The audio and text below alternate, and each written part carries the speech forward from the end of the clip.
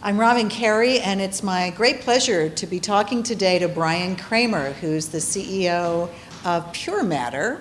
He's one of the smartest people I know about social and the ways that social is having this great impact. It's shaking up the ways that we do business. So we're going to talk a little bit about that. You have clients all over the world. What are they telling you are the main drivers behind this disruption that we're seeing because of social? So, yeah, first of all, thank you for having me. Appreciate it. And one of the things I think, we've been discussing at PureMatter and how do we scale these relationships is how to scale the relationships. It's how do you scale this? So when you look at social business and you're looking at how a big company, take an IBM company or a Pitney Bowes or a FedEx, any company that's out there, whether it's B2B or B2C, they're all facing the same challenges. So those same challenges are having a big effect on how people are relating to the brand because you now have social media. You can now go out there and have a conversation about the brand, and if the brand doesn't have a discussion back, it really denigrates the brand. So you're left with this, how do we communicate? Who are we? Internally, how do we integrate this into our products? And do it in real time. And do it in PS. real time. Yeah. Yeah. Just like Oreo cookie, right? How did they react so fast with something so creative? And not everybody's going to be an Oreo cookie, but it is that kind of thinking and that real-time perspective that everybody really wants to harness. So one of the, I think, fallacies about the Oreo case, and I feel like starting the global drinking game on this because you go to all these conferences, how many times does this come up, right? But one of the fallacies, I think, is that we think that it was kind of, lucky and in the moment. But didn't that actually represent an enormous amount of collaboration between their agency, 360i, and their own marketing people? I mean, wasn't that just kind of the thing that you planned for months for, just so that that one moment in time is special and creative? That's exactly what happened. They planned for it. They got around the table and they practiced. They had their community managers, their agency, their creative. Everybody sat around the table and practiced. How if this, then this. Mm-hmm. And they went over and over and over it. Now, the interesting thing, if you think about it, is that was a year ago at the Super Bowl. Nothing like that happened this year. No, was everybody waiting for that to happen? Everyone was waiting for the Oreo cookie spot to happen. The reason it didn't happen is because it didn't present itself. They didn't have Entergy as their, I'm sorry, Entergy, I think they didn't as their power provider. Yeah, well, so I know that you've done some great thinking around how important the human element is in all of this, right? But so many marketers now are looking at that and saying, yeah, but how does that scale? Mm-hmm. What are the solutions to that dilemma?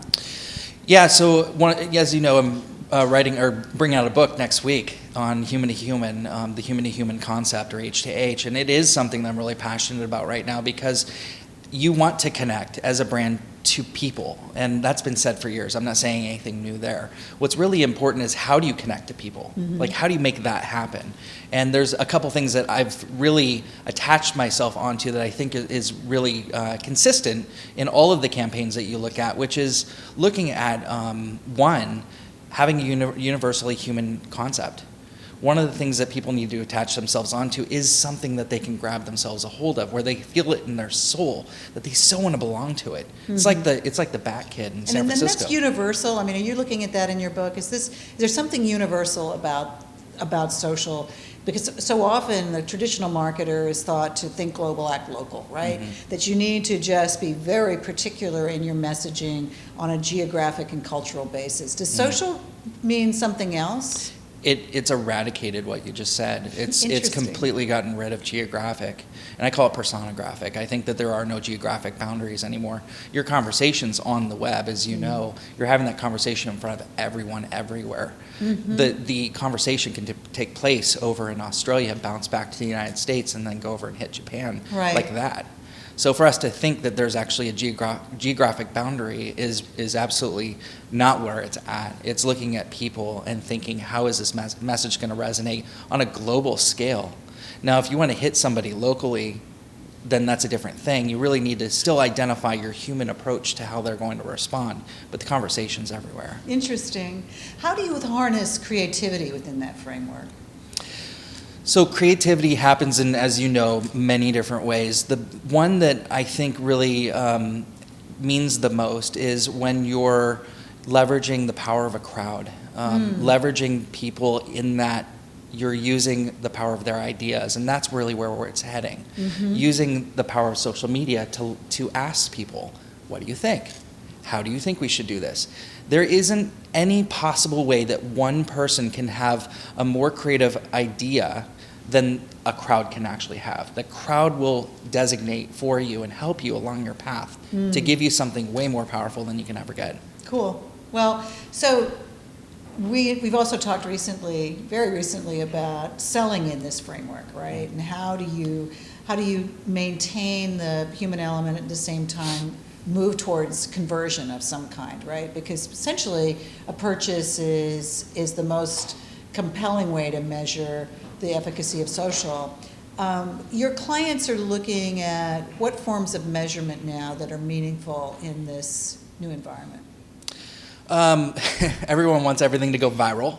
Right. So there's that. Yeah. But the biggest measurement right now is really figuring out what means the most to each individual campaign. So that whole conversation, which I'm sure is being talked about over and over again, and that's the whole ROI piece. But if you're looking back down, about 5 levels down to each individual piece that you're actually putting out there, it's kind of, how did that work? Did people click?